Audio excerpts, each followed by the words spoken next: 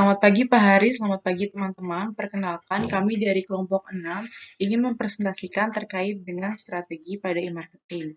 Perkenalkan, saya Salsabila Putri dengan teman saya Alda Albertus Gali, selanjutnya ada Francisca Anastasia, dan ada Metri Sukma. Boleh slide selanjutnya. Saya akan mulai menjelaskan terkait dengan pengertian e-marketing. Era digitalisasi yang ditandai dengan berkembang pesatnya teknologi mendorong sektor bisnis mulai memanfaatkan perkembangan teknologi yang terus meningkat. Kemajuan teknologi bagi dunia bisnis sangatlah berpengaruh dalam persaingan antar perusahaan. Persaingan dalam dunia bisnis menggerakkan perusahaan untuk terus berinovasi terhadap produknya. Adanya perkembangan teknologi dimanfaatkan oleh banyaknya perusahaan untuk terus berkembang melalui jejaring internet yang terus berkembang pesat. Banyak perusahaan yang mulai memanfaatkan e-marketing yang menjadi indikator penting dalam dunia bisnis. Marketing membutuhkan media dalam menyampaikan informasi kepada masyarakat luas. Berkembangnya teknologi menjadi sebuah peluang yang efektif bagi perusahaan. Selanjutnya, menurut Strauss and Frost, pemasaran elektronik atau e-marketing adalah penggunaan teknologi informasi dalam proses membuat, berkomunikasi, dan memberikan nilai atau value kepada pelanggan. Lebih lanjut lagi, Strauss juga menjelaskan bahwa e-marketing adalah hasil dari teknologi informasi yang diaplikasikan pada marketing tradisional. Menurut Kotler dan Armstrong, marketing menggambarkan usaha-usaha perusahaan untuk menginformasikan, berkomunikasi, mempromosikan, dan memasarkan produk serta jasanya melalui internet. Berdasarkan beberapa pengertian tersebut, e-marketing meliputi semua kegiatan bisnis melalui web di seluruh dunia dengan tujuan menarik bisnis baru, mempertahankan bisnis saat ini, dan mengembangkan keunikan brand. Lebih sederhananya lagi, e-marketing merupakan suatu bentuk usaha atau strategi sebuah perusahaan untuk memasarkan produk atau jasanya untuk membangun komunikasi secara lebih dekat dengan pelanggan melalui internet. E-marketing memberikan akses bagi penjual ke pasar massal untuk mendapatkan harga yang lebih terjangkau dan juga memberikan akses dalam memasarkan produknya secara lebih luas. Slide selanjutnya akan dijelaskan oleh teman saya. Baik, selanjutnya saya akan menjelaskan mengenai tujuan e-marketing. Seperti yang kita ketahui, teknologi internet saat ini berkembang sangat pesat karena dapat menjangkau yang lebih luas dan waktu yang tidak terbatas. Nah, adapun tujuan dari e-marketing sendiri, ada yang pertama itu meningkatkan pangsa pasar. Meningkatkan pangsa pasar bisa juga dikatakan sebagai memperbesar bisnis. Ketika pangsa pasar meningkat, tentunya permintaan juga akan meningkat. Jumlah produk yang dihasilkan juga meningkat, serta tenaga kerja produksi pun ikut meningkat. Yang selanjutnya, meningkatkan pendapatan penjualan. Ketika pendapatan penjualan meningkat, maka menandakan bahwa kesehatan finansial suatu bisnis dalam keadaan baik atau keadaan sehat. Tujuan yang ketiga, mengurangi biaya. Biaya ini termasuk biaya distribusi atau juga biaya promosi.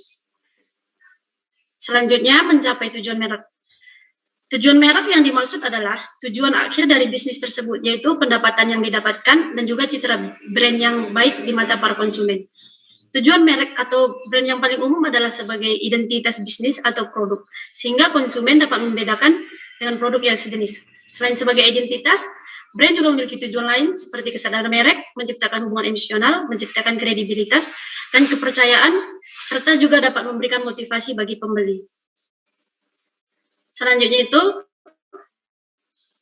tujuan untuk meningkatkan ukuran database. Database ini biasanya berkaitan dengan daftar kontak, namun database ini juga berbicara tentang bagaimana kita memahami suatu perilaku audiens dan memberikan solusi untuk masalah mereka, terlepas dari apakah itu dapat menghasilkan penjualan atau tidak. Solusi tersebut bisa berupa konten, tutorial, video instruksional maupun testimoni dari konsumen itu sendiri. Selanjutnya, mencapai tujuan customer relationship management, seperti meningkatkan kepuasan pelanggan, frekuensi pembelian, atau tingkat referensi pelanggan. Dan tujuan yang terakhir itu memperbaiki manajemen supply, seperti dengan meningkatkan koordinasi anggota, menambah mitra, atau juga mengoptimalkan tingkat persediaan barang suatu bisnis. Nah, selanjutnya perlu kita ketahui bahwa e-marketing ini juga memiliki manfaat seperti menghasilkan penjualan yang tinggi, membuat pelaku lebih hemat, mengaktifkan layanan pelanggan real time, menghubungkan pelaku dengan konsumen yang menggunakan perangkat mobile, memberikan return of investment atau laba atas investasi yang lebih tinggi, menjaga posisi terhadap pesaing, membantu bersaing dengan perusahaan besar, dan juga mempersiapkan untuk era Internet of Things ke depan. Selanjutnya akan dijelaskan oleh teman saya. Terima kasih.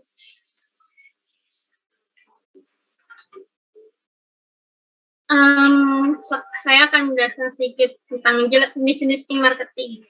Dalam menjalankan bisnis, terdapat beberapa cara untuk mempromosikan bisnis tersebut, di mana salah satu caranya adalah dengan mempromosikannya secara e-marketing. Terdapat beberapa jenis yang termasuk dalam e-marketing, antara lain pertama ada website. Website ini sangat berperan penting dalam menunjukkan profesionalisme perusahaan, di mana website tersebut membantu konsumen untuk mengetahui produk atau brand apa yang dipasarkan. Serta melalui website juga kita dapat memberikan informasi terkait promosi atau segala sesuatu yang berhubungan dengan bisnis tersebut kepada konsumen. Website juga menjadi wadah yang sangat mudah dicari oleh para konsumen itu sendiri.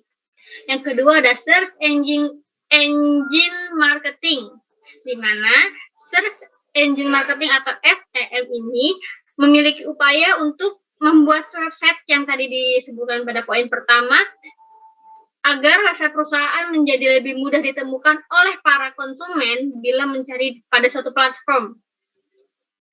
Search engine marketing ini terbagi menjadi dua.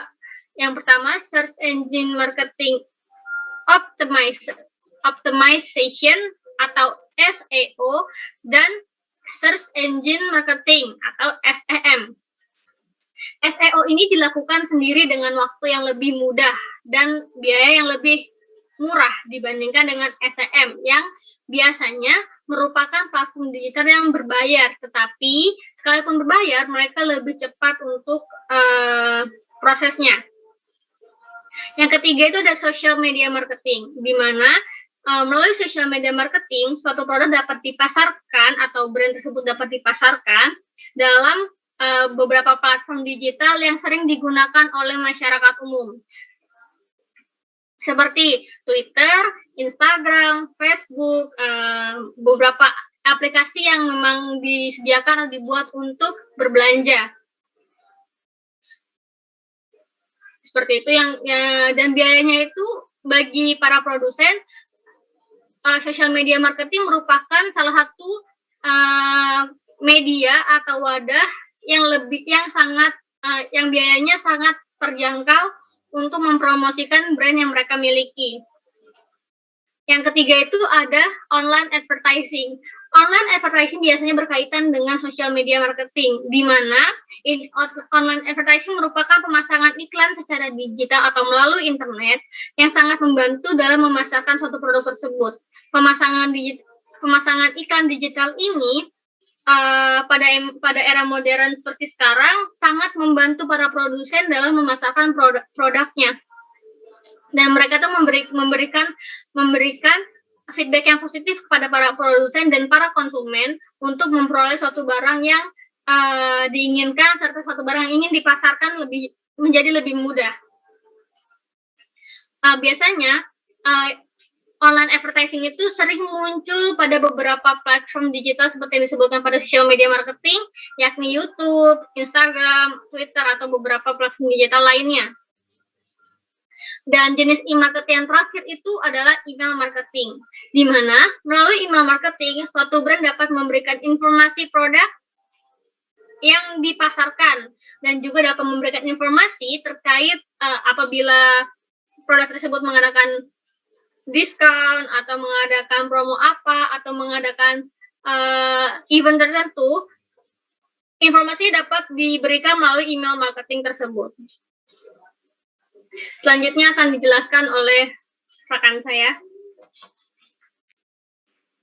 Baik, saya akan menjelaskan tentang strategi dalam e-marketing. Yang pertama ada situation analysis.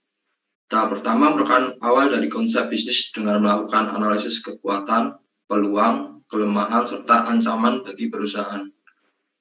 Dalam bagian ini, analisis situasi yang digunakan adalah analisis SWOT. Analisis SWOT adalah identifikasi berbagai faktor secara sistematis untuk merumuskan strategi perusahaan. Analisis ini disarankan pada logika yang dapat memaksimalkan faktor internal perusahaan, yaitu kekuatan, peluang, namun secara bersamaan dapat mengenalkan faktor eksternal, yaitu kelemahan dan ancaman. Yang kedua ada objektif atau tujuan. Dalam e-marketing mencakup aspek tugas, kuantitas, dan waktu. Tugas adalah apa yang akan dicapai, kuantitas yang terukur adalah seberapa banyak, dan time frame adalah kapan. Yang ketiga ada e-marketing strategi. Strategi e-marketing mencakup mengenai 4P dan hubungan manajemen. Untuk mencapai tujuan rencana mengenai produk, price, place, dan promosi. Yang keempat ada implementation plan. Pada tahap ini, perusahaan memutuskan bagaimana untuk mencapai tujuan melalui strategi yang efektif dan kreatif. Perusahaan juga memeriksa untuk memastikan organisasi pemasaran yang tepat di tempat pelaksanaan. Atau yang bisa kita sebut staff, struktur departemen, penyedia layanan, aplikasi, dan lain-lain di luar perusahaan. Sekian presentasi dari kelompok kami. Terima kasih.